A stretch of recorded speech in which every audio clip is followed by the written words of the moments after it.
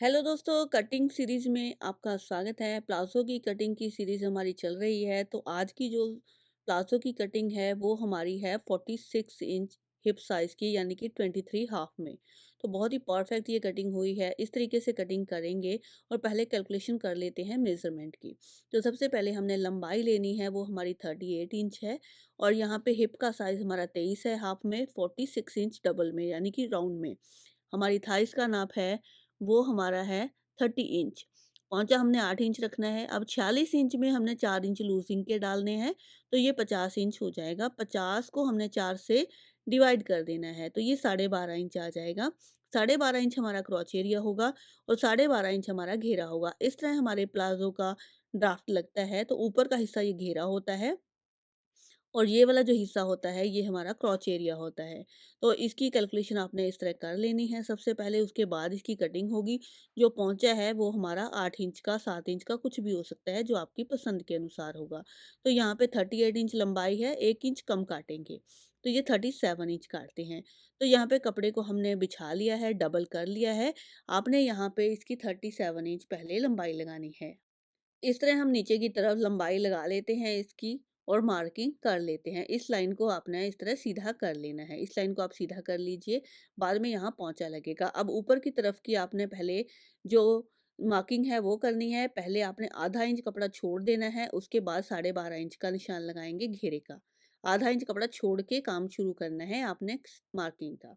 तो 12.5 इंच हमने घेरे का लगा लिया है, 12.5 इंच ही हमारा यहाँ पे क्रॉच एरिया लग जाएगा। यहाँ पे ये जो है 12.5 नाप लेना है, नीचे की तरफ भी लाइन को कर देना है सीधा। अब ये वाला जो हिस्सा है इसको पहले आप बढ़ा लीजिए। आपका जो थाइस का नाप है उसको यहाँ पे आधा इंच छोड़ के ही लगाइए। आधा इंच छोड़ने के बाद हमने थाइस का नाप लगाना है। ये हमारा 15 इंच था, तो 15 इंच यहाँ पे क्रॉच एरिया के साथ आ जाएगा। यहाँ पे इसको कर्व दे देते हैं। तो ये हमारी इस तरह की गोलाई आ जाएगी क्रॉच एरिया की। 15 इंच हमारा लूजिंग में था, इसलिए मैंने इसके अंदर लूजिंग बिल्कुल नहीं डाली है। अब हम यहाँ पे इसके नीचे का नाप लगाते हैं। इस लाइन को आपने पहले सीधा कर लेना है। सीधा करने के बाद आप फिर यहाँ पे इसकी जो फोल्डिंग की है वो रखेंगे। यहाँ पे 3 इंच छोड़ देंगे सबसे पहले। 3 इंच छोड़ने के बाद इसका पोंचा लगाएँगे। पोंचे के साथ आपने 1 से आधा इंच एक्स्ट्रा ले लेना है। ये हमारा आधा इंच एक्स्ट्रा हो जाएगा। अब हम इसको ऊपर की तरफ शेप पट्टी के साथ मैच कर देंगे। क्रॉच एरिया के साथ इसको हमने शेप पट्टी के साथ इस तरह मिला देना है। ये हमारा इस तरह मिल गया है। अब हम इसको दूसरी साइड से भी शेप दे देंगे। हमारी जो दूसरी साइड है जहाँ से हमने 3 इंच छोड़ा था, वहाँ पे पट्टी को रखेंगे और ऊपर की तरफ हल्का सा कर्व देते हुए मिला देंगे। ऊपर की तरफ जो हमने मिलाना है वो 17 से 18 इंच के ऊपर मिलेगा। ये 17 से 18 इंच के ऊपर हमारा मिल जाता है। ये हमारी फ्रंट के पल्ले की शेप लग चुकी है। अब आपने इसकी करनी है कटिंग। कटिंग यहाँ पे हम 2.5 से 3 इंच छोड़ के करेंगे। तो ये मैंने यहाँ पे एक्स्ट्रा छोड़ दिया था 2.5 से 3 इंच के बराबर, और इसकी शेप के अनुसार आपने कट कर लेना है जैसे जैसे आपने इसकी मार्किंग की है। और अब क्रोच एरिया की भी कटिंग सेम ऐसे ही करते हैं जिस तरह हमारी मार्किंग हुई है। ये फ्रंट का पीस है, इसमें जो आपने मार्किंग की है उसी के हिसाब से कट करना है। और दूसरा पीस जो हमारा है बैक का, वो मैं आपको बताऊंगी, उसमें थोड़े से चेंजेस होने हैं। अब इसको यहाँ से हटा देते हैं और ये जो बचा हुआ कपड़ा है, हमारा एक्स्ट्रा कपड़ा है, उसके ऊपर इसको रखते हैं।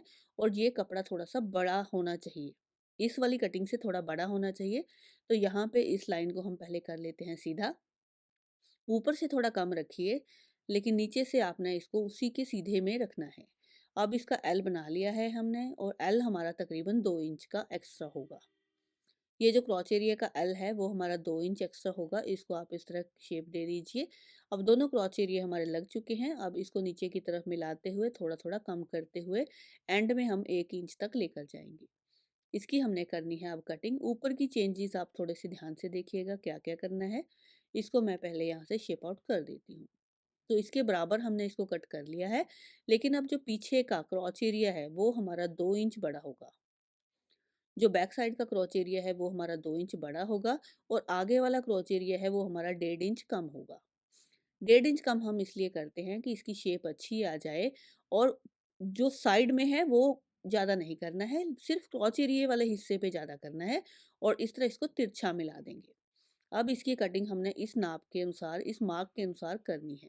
अब ये देखिए 1.5 इंच कपड़ा अगले वाले क्रोच एरिया में से कम हो जाएगा और पिछले वाले हिस्से में तकरीबन 2 इंच क्रोच एरिया बढ़ जाएगा, यानी कि जो टोटल क्रोच एरिया है 3.5 इंच हमारा ज़्यादा हो जाएगा पिछले हिस्से में।